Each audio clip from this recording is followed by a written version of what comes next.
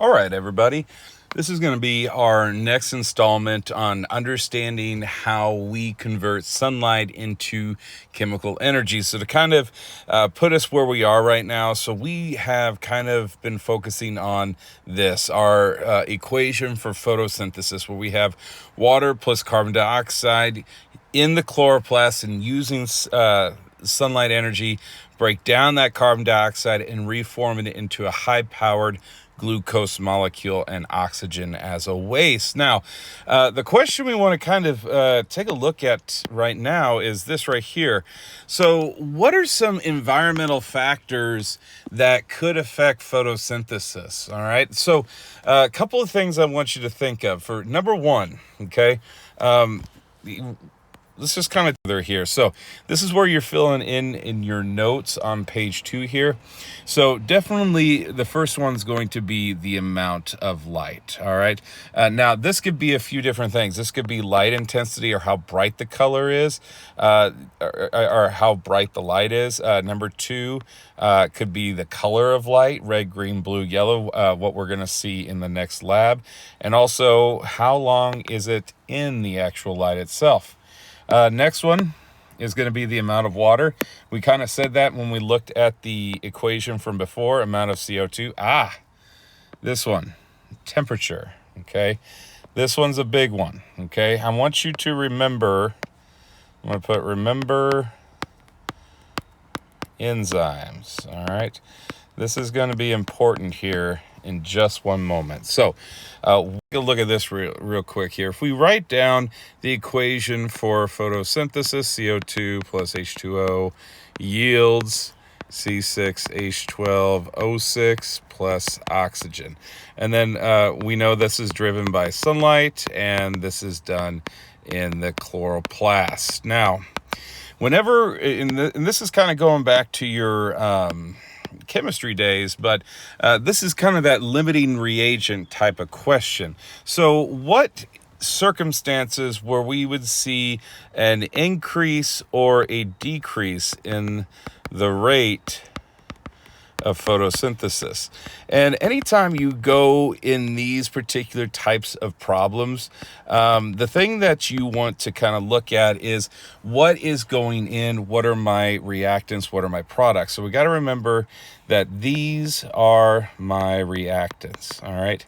And my reactants are always going to be limiting, all right?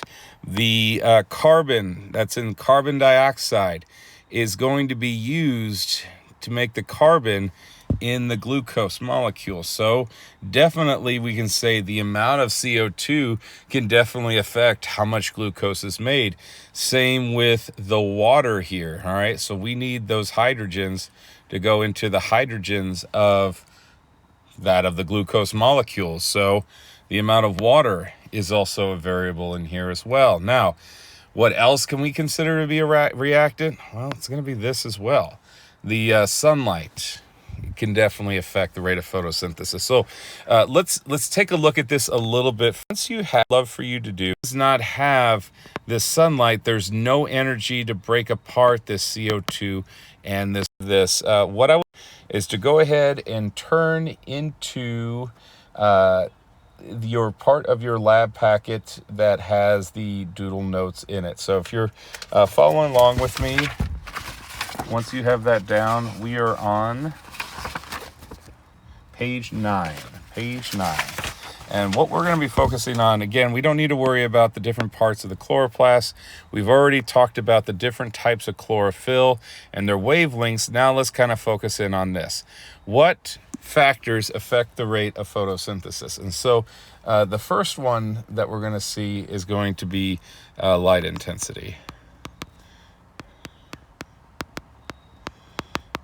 Okay. Now, we can also put this as being things like how bright the light is. We can also say the color of light, as we talked about before.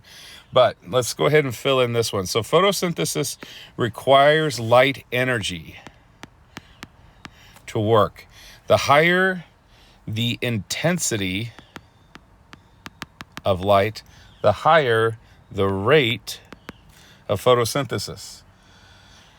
Now this one's a good one. Plants in the dark cannot photosynthesize, and we definitely saw this in our photosynthesis lab. That when we looked at our results, we saw that all the leaf discs that were in the dark box did not rise. And that makes sense because, again, if it does, water molecule. All right. Our next one is going to be, well, it's going to be CO2 concentration.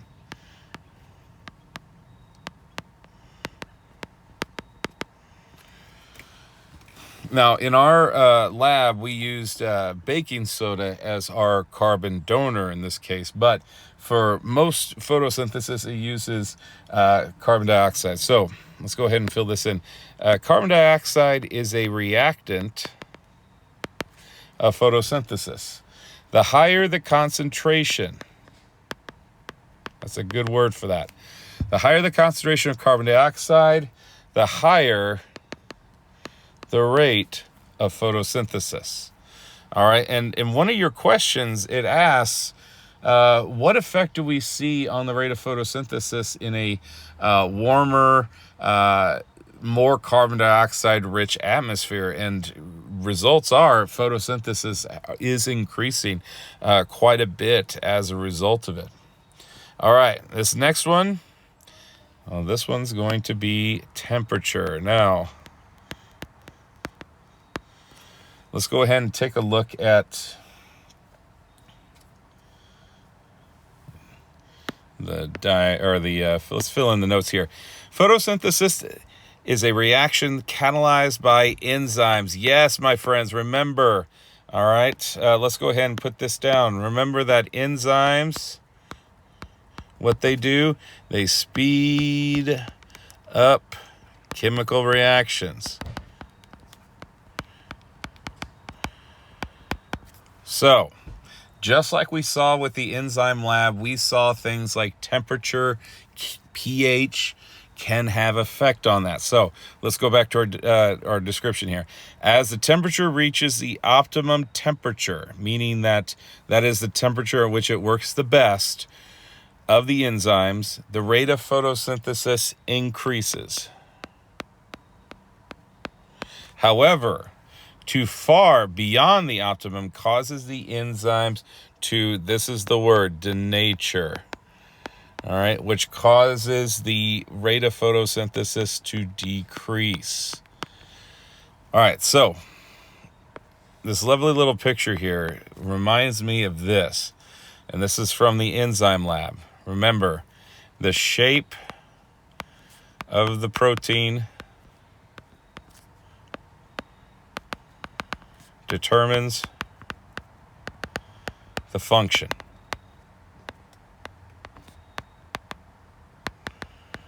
And so when you have things like extreme temperature, pH, that can cause the enzyme to denature. And when it denatures, it's not going to work as well. So take what was given to you and use this in the next lab, in which we are going to visually see how these things can affect the rate of photosynthesis.